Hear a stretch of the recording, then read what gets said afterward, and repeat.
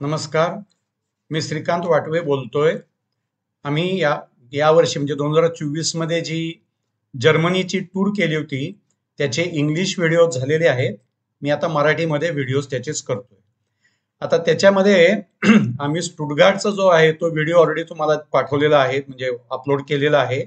तर स्टुटगार्टमध्ये असतानाच 13 मे रोजी स्टुटगार्ट पासून जवळच ट्रायबर्ग म्हणून एक गाव आहे, त्या ट्रायबर्ग गावाला गेलो होतो. तर त्या ट्रायबर्ग गावाचा जो एक वेगळा व्हिडिओ आहे त्याचं एक्सप्लेनेशन मी आता देतोय. तर साधारणपणे 2-2.5 तास लागतात. स्टुटगार्ट पासून अगदी जवळ नाहीये, 2-2.5 तास लागतात. पहिलं आम्ही RE1 ही रिजनल ट्रेन पकडली आणि कार्लसरूहे म्हणून स्टेशन आहे तिथे गेलो. तिथं थोडा वेळ थांबल्यानंतर RE2 ट्रेन पकडली आणि आम्ही ट्रायबर्गला गेलो. आता ट्रायबर्गचं जे रेल्वे स्टेशन आहे ते तसं गावाच्या थोडंसं बाहेर आहे, म्हणजे जी मेन स्ट्रीट आहे त्याच्या बाहेर आहे. त्यामुळे तिथं आम्हाला त्यांनी सांगितलं की तुम्ही 550 नंबरची बस पकडा आणि गावामध्ये मेन स्ट्रीटला जाऊन उतरा.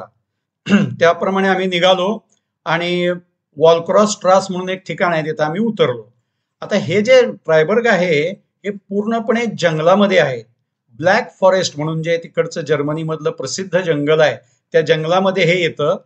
ह्यांची राहण्याची, तिथल्या कल्चरची सगळं वेगळेपण आहे. म्हणजे ते नॉर्मल जर्मनी सारखं होत नाही, कारण ते सगळे जंगली संस्कृती म्हणतो ना आपण, पण त्यांच्याकडे स्किल्स, आर्ट्स भरपूर आहेत. मग आम्ही त्या उतरल्यानंतर जस्ट बाहेर पडल्या पडल्या बसमधून आम्हाला 1000 घड्याळांचं दुकान असं मिळालं.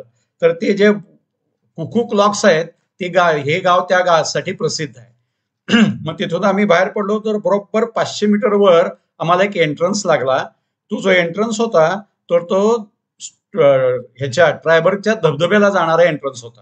आता त्या धबधब्याला जे जायचं आहे ते त्यांना मेंटेनन्स करायला लागतो म्हणून त्यांनी फुकट ठेवलेलं नाहीये, तुम्हाला तिथं तिकीट काढायला लागतं. आम्ही तिकीट काढलं. आता तिकिटामध्ये आपण जेव्हा आत जातो तेव्हा धबधबा बघून झाल्यानंतर तुम्ही ट्रेकिंगही करू शकता आणि त्याच्यानंतर 2-3 म्युझियम्स आहेत ती त्यात इन्क्लुडेड असतात. त्यामुळे एकदा हा पास घेतला की गावातलं सगळं तुम्हाला आरामात बघता येतं. आता हा जो धबधबा आहे साधारण 162 मीटर उंचीवरून आहे. आता आपल्याला महाराष्ट्रामध्ये स्पेसिफिकली 162 मीटरची उंची म्हणजे जवळजवळ काहीच नाही आहे. म्हणजे असे हजारो धबधबे आपल्या निसर्गामध्ये महाराष्ट्रामध्ये बघायला मिळतात. आता तिकडं कसं आहे तर हा जो धबधबा आहे हा 7 स्टेप्स मधला आहे आणि याच्या भोवती जंगल आहे आणि याच्यामध्ये त्यांनी ट्रेकिंगची खूप सुंदर सोय केलेली आहे. आता आम्ही काय केलं तर आम्हाला झेपेल असंच आम्ही चाललो, कमीत कमी चाललो म्हणलं तरी चालेल, आणि आम्ही पहिल्या स्टॉपला गेलो. पहिल्या स्टॉपला गेल्यानंतर आम्हाला तिथं व्यवस्थित धबधब्याचा बॅकग्राऊंड आवाज नंतर बघायला मिळाला. तिथं उभं राहायला मिळालं. तिथं खारुट्या आम्हाला दिसल्या, काही पक्षी दिसले.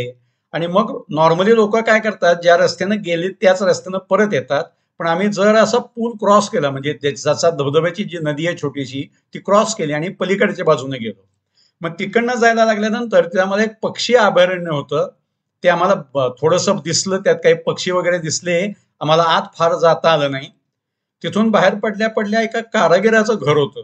मग आम्ही त्याला विचारलं की बाबा आम्ही बघू शकतो का? तर तो म्हणला तुम्ही बघू शकता. मग आम्ही आत बघायला गेलो तर तिथं त्यांनी पुतळे केले होते, त्यानं कुकू क्लॉक्स केलेले होते, स्टॅच्यूज केलेले होते, भरपूर काम केलं होतं त्यानं. त्यानं आम्हाला सांगितलं की फक्त आतनं तुम्ही फोटो काढू नका, तुम्ही बघून जाऊ शकता. त्याचं कॉस्टिंगही खूप असल्यामुळे अर्थात आम्ही काही घेणारही नव्हतो, त्यामुळे काही प्रॉब्लेम आला नाही. आम्ही ते सगळं बघून बाहेर पडलो. मग ते बाहेर पडल्यानंतर तिथून अगदी जवळ, अगदी म्हणजे की ती जस्ट रोड क्रॉस केला की ते ब्लॅक फॉरेस्ट म्युझियम आहे. आता ब्लॅक फॉरेस्ट म्युझियम हे आमच्या पासमध्ये इन्क्लूड आहे, म्हणजे होतं. हे साधारण 3 ते 4 मजली आहे आणि खूप मोठं म्युझियम आहे. त्याच्यामध्ये त्यांनी काय केलं तर ब्लॅक फॉरेस्टमध्ये जे बोगदे वगैरे करून त्यांना रेल्वे आणायला लागली होती त्याचं मिनिएचर मध्ये मॉडेल तयार केलेलं आहे. नंतर जुन्या काळातल्या कलाकृती आहेत. जुन्या काळात एखादा माणूस समजा हातोडी काम करत असेल, लाकूड काम करत असेल, सोन्याचं काम करत असेल तर त्याच्या मॉडेल्स ठेवलेली आहेत. नंतर कुक्को क्लॉक कसं बनवलं जातं त्याचं मॉडेल ठेवलेलं आहे. नंतर खूप बाहुल्या आहेत आणि जवळजवळ 400 वर्षाचा इतिहास आहे तो त्या भागातला. तो सगळा त्यांनी या म्युझियम मध्ये आपल्याला डिपिक्ट करून दिलेला आहे. ड्रेस आहेत, त्याच्यानंतर नवीन त्यांचे आयुध आहेत, नंतर काही कपडे आहेत, असं ते बरंच काय काय काय काय त्यांनी ठेवले. त्याचे बरेच फोटो मी टाकलेले आहेत, ते तुम्हाला बघायला मिळतीलच. हे झाल्यानंतर तिथून अगदी जस्ट बाहेर पडल्या पडल्या एक पार्किंग एरिया आहे, तिथं आम्ही तिथं ट्रायबल फॅन्टसी म्हणून एक ठिकाण आहे, तिथं गेलो. आता तुम्हाला ट्रायबल फॅन्टसी बद्दल काही फार सांगण्यासारखं नाही आहे, परंतु फोटो बघायला मिळतील. तिथं त्यांनी काय केलंय, तर ते असे कलत्या बिअरच्या बाटल्या, नंतर हरणांची गाडी, केक, फुगे, छत्र्या, असं वेगळे वेगळे सजावट करून ठेवली आहे. तुम्ही आज जाऊन उभं राहायचं, तुमचा तुम्ही फोटो काढायचा आणि निघून जायचं. अर्थात त्याला सुद्धा तिकीट आहे, पण आमच्या पासमध्ये ते इन्क्लूड होतं. मग हे आम्ही बघितलं आणि हे बघेपर्यंत जवळजवळ आमचे टायमिंग 2-2:30च्या पुढे झालेलंच होतं. मग तिथून आम्ही ब्लॅक फॉरेस्ट केक खायचं असं ठरवलं. नंतर चालत चालत गेलो तर आणि हॉटेल कॅफे ॲडलर म्हणून एक आम्हाला मिळालं ठिकाण, जिथं आम्हाला तो केक मिळाला खायला. सगळीकडचा संपला होता, तिथं होता. तो जो केक असतो तो खूप सुंदर असतो, त्याचा फोटो ऑलरेडी दिलेला आहे. केक सुंदर असतो. त्याच्यामध्ये एक थर जो असतो तो लोकल रमचा असतो. तर हा लोकल रमचा थर आणि तो सगळा जो केक होता तो खूप एन्जॉय केला आम्ही. फक्त तो केक खात असताना बाहेर प्रचंड प्रमाणात पाऊस सुरू झाला. नशिबानं आम्ही आमच्याबरोबर छत्री बित्री सगळं घेतलेलं होतं, त्यामुळे आम्ही ते सगळं घेऊन बस स्टॉपला आलो. बस स्टॉपवरून रेल्वे स्टेशनला गेलो आणि रेल्वे स्टेशनवरून परत आम्ही बॅक टू स्टुटगार्ड आलो. आणि स्टुटगार्डमध्ये संध्याकाळी पोहोचल्यानंतर परत आम्ही स्टुटगार्डमध्ये थोडंसं आम्ही संध्याकाळचं बघितलं. असा आमचा एक छोटासा ट्रिबर्ग म्हणून जे गाव आहे त्या गावी झालेला आमचा प्रवास आहे, त्याचं हे वर्णन आहे. आम्हाला सबस्क्राईब करा, लाईक करा, आम्हाला सपोर्ट करा. Thank you very much.